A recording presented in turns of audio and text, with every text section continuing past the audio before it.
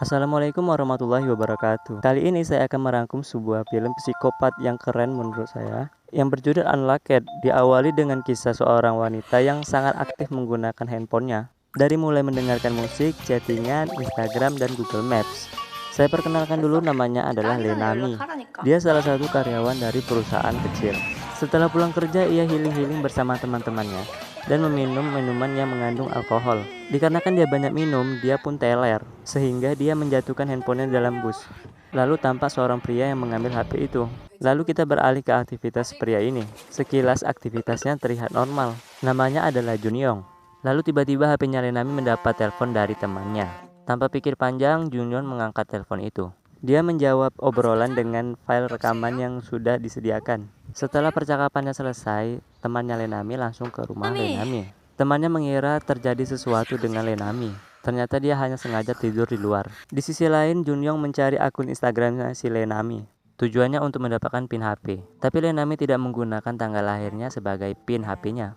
Setelah berbicara dengan sahabatnya, dia baru sadar bahwasannya HP-nya sudah hilang. Lalu Lenami menelpon dengan HP sahabatnya dan membuat janji untuk mengembalikan handphonenya di kafe ayahnya. Karena tidak tahu PIN dari HP Lenami, dia menggunakan cara terakhir. Di lain sisi ditemukannya mayat yang sedang diselidiki oleh polisi. Lalu ditemui sebuah barang bukti. Salah satu polisi mengingat sesuatu.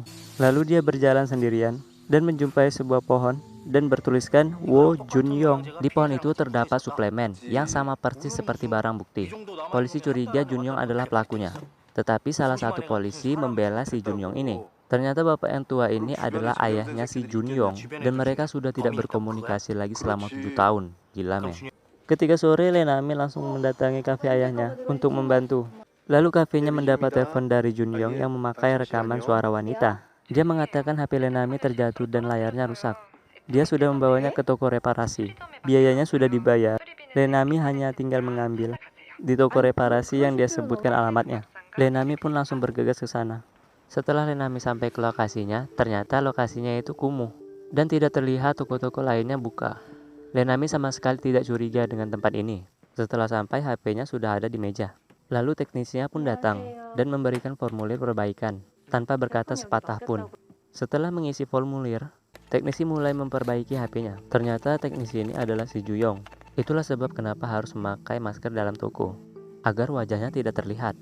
Selain memperbaiki layar HP, Juyong menanamkan kamera dan mengkloning HP itu. Setelah penantian yang sedikit panjang, Lenami ngantuk-ngantuk dan nunggunya.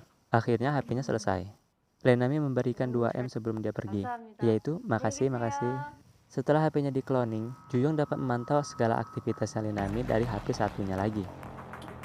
Semenjak saat itu, Juyong terus memantau aktivitasnya Lenami dan mencatatnya di buku. Dia juga menunjukkan bahwasanya sifat mereka itu sama, seperti suka minum sari buah plum, bermain PUBG, membeli DVD yang Lenami jual, dan menawarkan tiket untuk menonton olahraga. Semua itu dilakukan Juyong agar lebih dekat lagi dengan Lenami. Kita beralih dulu ke peran detektif. Temannya menyarankan untuk bertanya kepada istrinya mengenai anaknya itu. Akhirnya bapak ini mengikuti saran dari temannya. Dari melihat chattingan dari istrinya secara diam-diam hingga berkomunikasi secara langsung. Kembali lagi ke Juyong. Setelah mengumpulkan semua informasi tentang Lenami, dia jadi tahu siapa saja yang harus disingkirkan agar tiada lagi orang yang mendekati Lenami. Padahal di hari itu dia sangat bahagia karena gajinya naik 2 kali lipat berkat kerja kerasnya sendiri dan juga karena dia orang lama. Di saat semua karyawan merayakan perkembangan perusahaan, Juyong datang ke rumahnya Lenami. Dia mengecek seluruh barang yang ada di rumahnya Lenami, termasuk ranjang, lemari, kamar mandi, laci, dan terlihat sebuah handphone seperti HP bekasnya Lenami. Setelah mengecek semua barangnya Lenami, Juyong pun pergi. Dia juga menarik uang yang bukan rekeningnya. Ternyata itu rekening orang yang sudah tewas yang ditemukan di awal tadi. Dia membayar orang untuk mencetak kartu ilegal.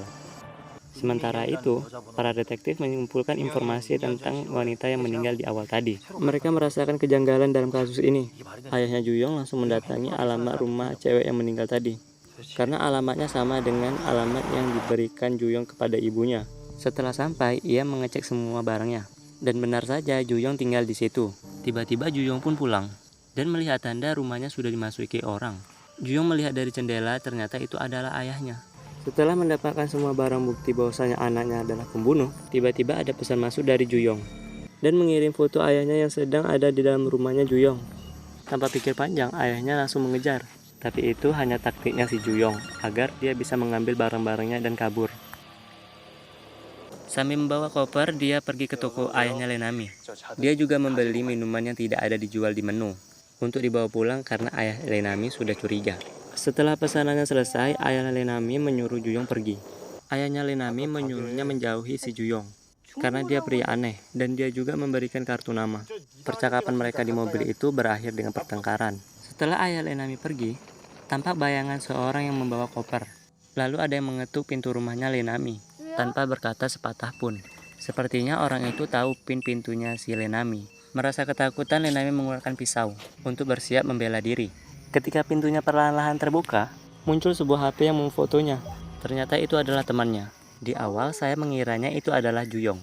Melihat itu, Lenami pun merasa lega, walaupun jantungnya hampir copot. Temannya itu kabur dari rumah karena bertengkar dengan ibunya. Dia mengatakan bahwasannya Lenami yang menyuruhnya kabur. Tapi Lenami malah bingung karena dia tidak ada menyuruhnya untuk kabur. Tapi masalah itu tidak diperpanjang. Lalu mereka pun curhat tentang si Juyong ini. Lenami penasaran dengan Juyong karena mereka memiliki sifat yang sama. Terlihat HP-nya Lenami beroperasi sendiri. Ini sudah jelas pelakunya pasti Juyong. Dia mengirim pesan meminta maaf kepada ayahnya dan meminta tolong untuk memasang aplikasi yang tidak dikenal. Tanpa rasa curiga, ayahnya memasang aplikasi itu. Ketika ayahnya sedang santai dan melihat video, ada pemberitahuan tentang kurir paket yang sudah meletakkan paketnya di depan gerbang. Ayahnya Lenami pun keluar dan mengambil paket. Ketika sedang mengambil dan mengangkatnya, Lee Juyong datang dan memukul. Ayah Juyong menginterogasi ibu dari wanita yang meninggal di awal tadi dan mendapatkan informasi tentang toko reparasi itu. Ayah Juyong pun termenung dan mengabaikan telepon dari ketua divisi. Padahal malam itu ditemukannya banyak mayat-mayat yang ada di hutan. Semua anggotanya terlihat sibuk. Ayah Juyong terdiam di antara kesibukan orang-orang. Malam berganti, pagi pun terlihat indah. Lenami pun bangun dengan wajah yang ceria. Dia juga memfoto temannya yang sedang tertidur. Lalu terlihat notifikasi panggilan tak terjawab dari bosnya. Ternyata dia sudah kesiangan, karena alarmnya tidak berbunyi. Lenami pun buru-buru untuk pergi kerja, bahkan beleknya tidak dibersihkan. Ketika Lenami membuka HP-nya, terlihat banyak sekali pemberitahuan. Ternyata karena postingan foto perayaan kemarin, dengan deskripsi yang menjelekkan bosnya. Padahal, Lenami tidak pernah mengunggah foto itu. Jelas ini adalah perbuatannya si Juyong. Lenami merasa panik dong. Sesampainya di kantor, dia pun terdiam, melihat teman-temannya seperti ingin menerkam. Lenami pun membela diri karena bukan dia yang melakukannya. Karena dikuasai amarah, bosnya tidak terima alasan apapun. Karena sudah membuat perusahaannya rugi besar. Lalu Lenami didorong hingga keluar pintu. Widih, pasti sakit bet itu. Nah, untungnya saja pintunya itu tidak apa-apa.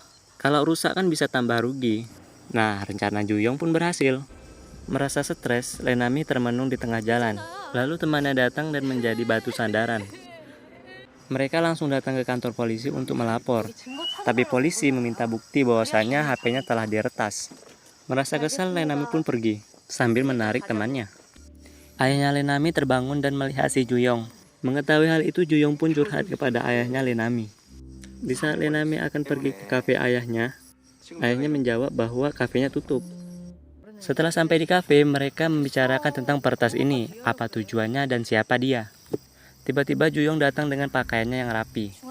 Ternyata dia dihubungi untuk menyelesaikan masalah ini. Juyong menjelaskannya dengan terperinci, tapi dia tidak jujur bahwasanya dia yang melakukannya. Lenami tidak bisa tinggal diam, dia ingin menangkap sang pelaku.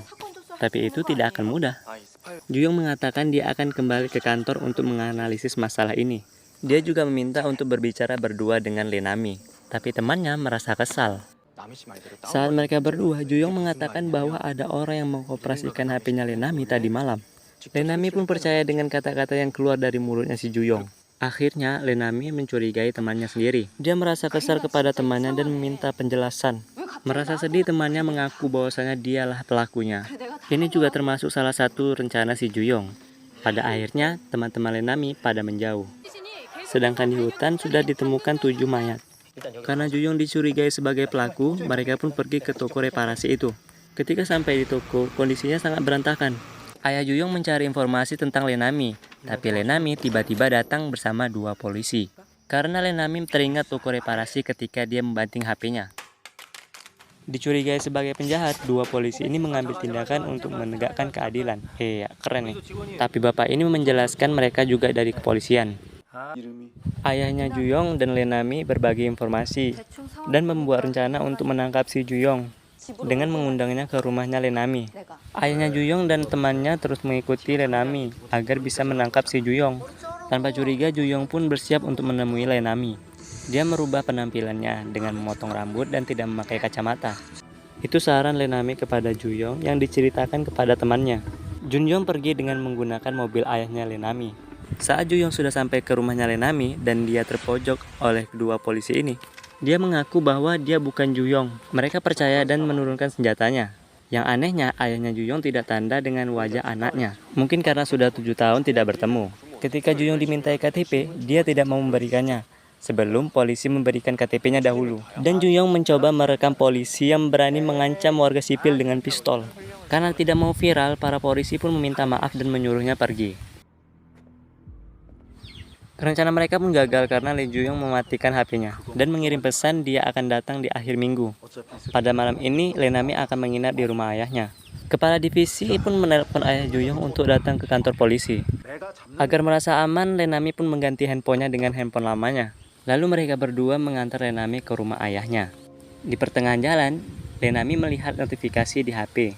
Ayahnya telah mengkonfirmasi pertemanan dari Instagram. Lenami tersenyum melihat foto-foto di Instagram ayahnya, karena itu adalah kenangan masa kecil Lenami. Setelah sampai, Lenami memberikan pesan lewat kertas. Bila terjadi sesuatu, dia tidak akan mengirim pesan. Lenami pun masuk ke dalam rumah dan mencari ayahnya. Terlihat di kamar ayahnya setelah tidur. Lalu dia masuk ke kamar masa kecilnya dan berkirim pesan dengan Juyong. Juyong tahu Lenami mengganti HP-nya. Mengetahui hal itu, Lenami kesal. Juyong juga mengirim nomor ke Lenami agar Lenami menelponnya. Tiba-tiba terdengar suara getaran HP. Lenami langsung berlari ke kamar ayah. Dan ternyata itu bukan ayahnya, itu hanya tumpukan bantal. Saat dia mengetik nomor telepon, tiba-tiba terhapus sendiri.